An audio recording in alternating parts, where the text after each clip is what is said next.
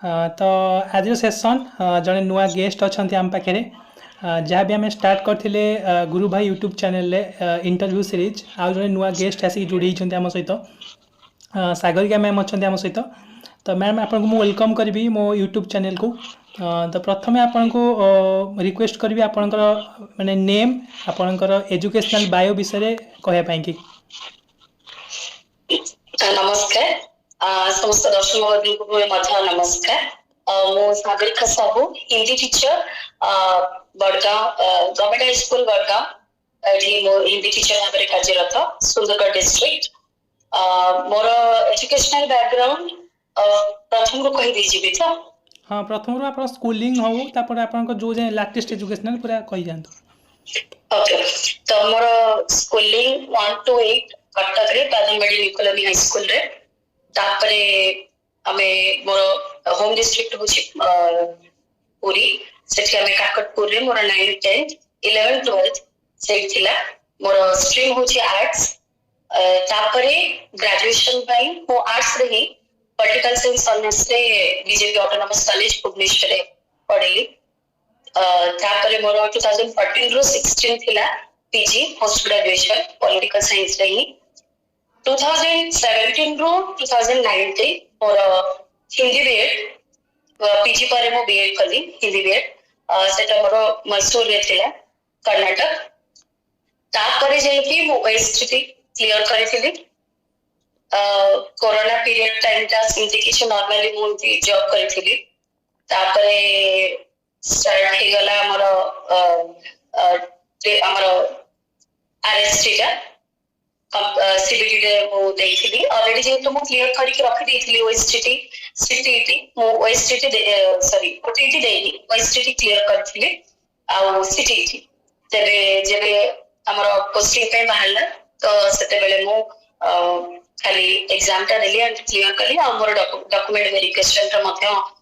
सब ठीक ठाक ला और लकीली मु सुंदरगढ़ डिस्ट्रिक्ट रे मोर फर्स्ट जॉब मु एज अ हिंदी टीचर भाबरे मो पाइली अच्छा तो माने आप रिसेंटली मो पुणी करे एमए करूची हिंदी रे सेटा मोर पॉलिटिकल साइंस रे थिला एबे मु हिंदी रे करूची अच्छा आपण माने हिंदी जो बीएड थाए से बीएड करथिले अच्छा हां हिंदी बीएड करथिले मु अच्छा तो आपण जो जॉब पाइले फर्स्ट अटेम्प्ट रे क्लियर करले जॉब हां अच्छा तो आपण वर्तमान मैरिड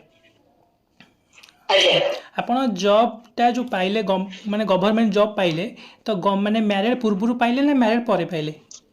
नहीं मैरिज पूर्वरु पाइली 6 मंथ परे मोर मैरिज हेतिला अच्छा ए जो प्रिपरेशन केते समय करथिले केते वर्ष लागिथिला प्रिपरेशन करे पई कि डेडिकेटली माने पर्टिकुलर सेही जॉब पई कि डेडिकेटली केते मास पढिथिले ठीक अछि मु पूरा एकदम सत्य कथाटा कहूची मोर किछि भी माने सेंती एम नथिला कि मोर टीचर हेबी कहि कि काइना आपण माने क्वेश्चन गोटे आसुथिबो पॉलिटिकल साइंस रे पीजी परिचंती उनी हिंदी रे काहे कि बीएड करले हिंदी की केमती आसिले एटा होची सबुठो बड़ थैंक यू मोर बोऊ को कहिबी काहे कि ना तांकर इच्छा थिला कि गोटे टीचर डॉक्टर किबा नर्स ए टाइप किछि हेबा पे मोर से किछि भी इरादा नथिला तो जेते बेले मोर पीजी सारली आ मु सेठी प्राइवेट जॉब करथिली ता से तो बैंकिंग कोचिंग मध्ये नउथिली बट मोर टिके मैथ बहुत कम मत टिके डर लागे बहुत मैथ को तो मु कहली केमिति मो बैंकिंग क्लियर करबे एंड ऑल तो घरे एक्चुअली मोर स्कूल टीचर जे बासंती मैडम सी मते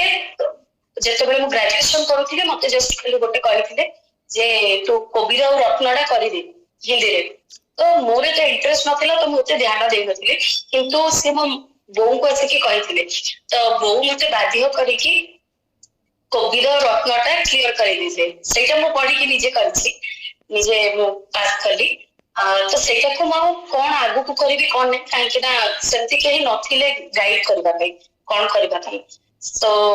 जेते बेले आफ्टर पीजी घर लोकंगर टेंशन हला जे को बागर करते देखि कोन करबे एंड से टिके टेंशन करे ना मो जे को जॉब करे देखिया पई चाहू जॉब करू कहि कि तापरे बागर करबा तो से जबरदस्ती मते कहले कि तू बीएड कर तो एमिति जस्ट जेहेतु गोटे जॉब करूथली प्राइवेट जॉब तो मते मोइती जोडे कि हमर स्टेट बीएड सेटा मु करिनी तो मु एजेंट पाखु मते नेकी गले साकिब सर हम से काकटपुरे तो सेठी जस्ट मु नॉर्मल बीएड पाई जाइथिली बट एमती जस्ट आखिरे गोटे पैकेट ऊपर पड़ले कि हिंदी बीएड करके गोटे किछ अछि तो मैं आपको क्वेश्चन करली कि एटा कोन एथिरे कोन कई होछि बिकॉज़ हिंदी रा मते बहुत भल लागथिला स्कूल रे मोर सब्जेक्ट हिंदी थिला इवन ग्रेजुएशन रे मोर जो इलेक्टिव कोंकी ऑनर्स से इलेक्टिव एजुकेशन एंड हिंदी थिला तो सबगड मु एलिजिबल थिली जेतु कविता रत्न मु पास करि देथिली ऑलरेडी तो से सर मते ए विषय रे कहले तो मु कहली कि व्हाई नॉट हिंदी बीएड काहे कि मु नॉर्मल बीएड लेबी सेथरे भी मते मैथ देखबा को पड़िबो एटा हमरे गोटे डर थिला खाली तापरे हिंदी बीएड ता परसु करली एंड मु सेठी जाई कि रहिली पढिली तापरे ता से जॉब भी मोर थिला मु बहुत 3 मास 4 मास सेमती जाई कि सिटी पढ़ा पढ़ी करे मैसूर रे एग्जाम दिए तापरे लकीली बहुत भल मार्क्स आसिला इवन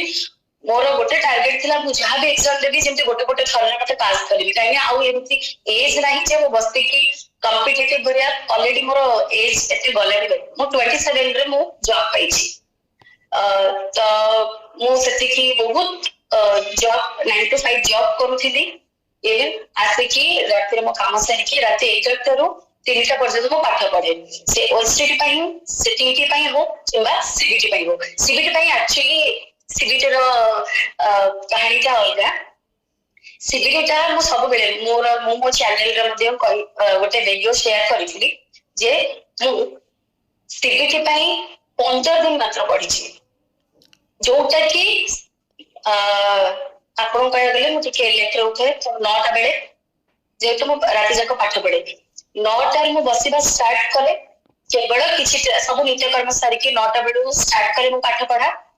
1:30 पर्यंत लंच सारी तापर पूरी पाठ पढा चलिबो मोर इवनिंग 6टा देन मुझे तो गोटे चा प्रेमी मोर चा पीबी जा जेति टिके माइंड फ्रेश करबे करे रूममेट सहित तापर पूरी स्टार्ट हे जिवो राति 3टा एमिति मो 15 दिन पढिछि आ मेन जिंस जो माने भी वीडियो देखुछंती आ जो माने चाहुछंती जदी नॉर्मल बीएड आपण करंतु मते तो बहुत पर्सनली हिंदी बीएड काई भी आसे मु एठी नॉर्मल बीएड हो कि ना हिंदी बीएड हो मो गोटी जिंस कहबी डेडिकेशन हार्ड वर्क जदी आपण भाबी देखछंती मते एई लाइन रे ही जिबार अछि निजको सेति की टाइम डेडिकेट करंतु खाली एति टाइम पढि देली तापरे सरी गला मो आपण को पूरा से भीतर पसिबार अछि मेन जिंस होछि सिलेबस जो एग्जाम दउछंती तार सिलेबस बाहर करंतु आपण को सामने रे रखंतु सिलेबस वाइज सेति के टाइम बाहर करंतु एमिति नै जे मु रात राती पढी कि सब हो जेछि जदी माइंड रे किछि नथिबो जदी भेजिया रे आपण पाठ नथिबो तेबे आपण 15 दिन किबा मासे पूर्व पढंतु किछि लाभ दबनी तो आपण एक रे पढार टच होइबा दरकार जेतु मोर पढार ऑलरेडी टच थिला एमिति नाही मु टोटली आवार गदी करछि कि पीजी सरी गला है छाड़ मु करबिनी इंटरेस्ट नाही नो मोर पढार टच थिला काहे ना मु सब जिंस काई पढुथि तासे तो मु जॉब करूथि तो सिलेबस को टोटली आपण गोटे थरा कंप्लीट करंतु तापर जते बेले एग्जाम टाइम आसीबो धीरे धीरे सिलेबस वाइज आपण एमसीक्यू गुडा को बहुत प्रैक्टिस करंतु जदी लेखा लेखी अछि सब्जेक्टिव जदी अछि से गुडा को आपण ता सहित किछि टाइम बाहर करके लेखा लेखी मते करंतु तो मोर पर्सनली होछि मु 15 दिन पूरा जेतु आम बेले तो पूरा संगे संगे ही डेट आसिला संगे संगे एग्जाम हैला सब हमर बहुत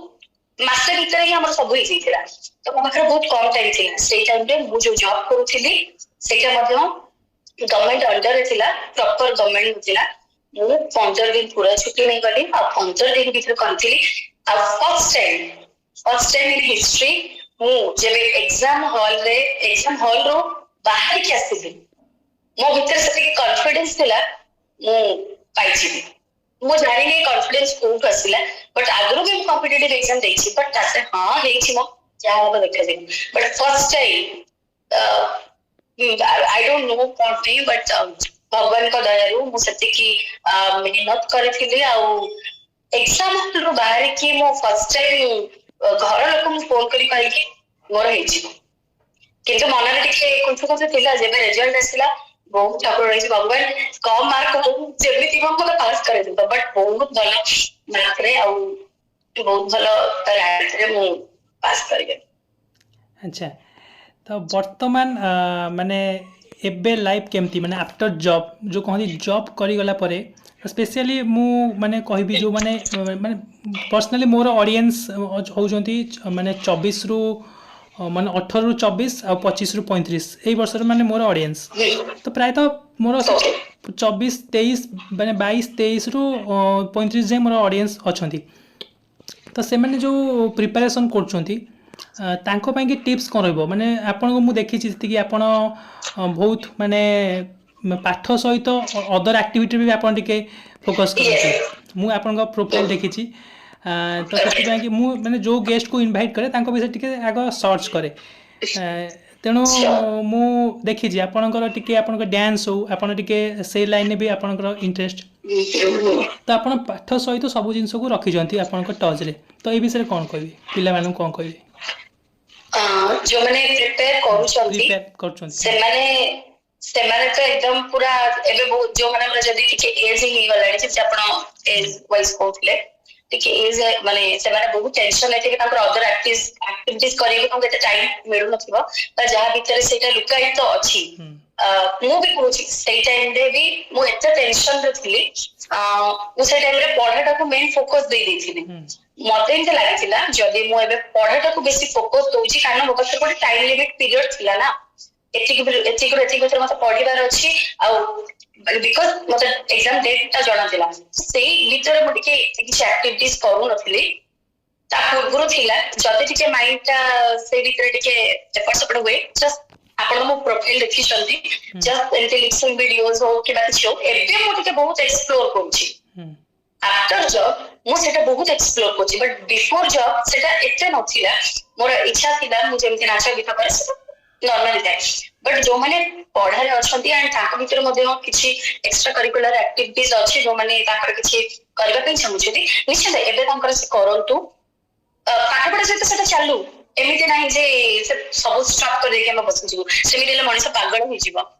ଖାଲି ପଢି ପଢିକା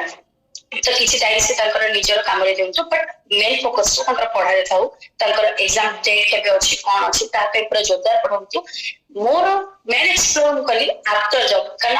ଆଫ୍ଟର ଜବ୍ ପରେ ମୋର ସେତେ କିଛି ଟେନସନ ରହିଲାନି ଯେ ମତେ ଗୋଟେ ଜବ୍ ପାଇବାର ଅଛି ବିକଜ ମୁଁ ଆଚିଭ କରିନେଲି ମୋର ସେଇଟା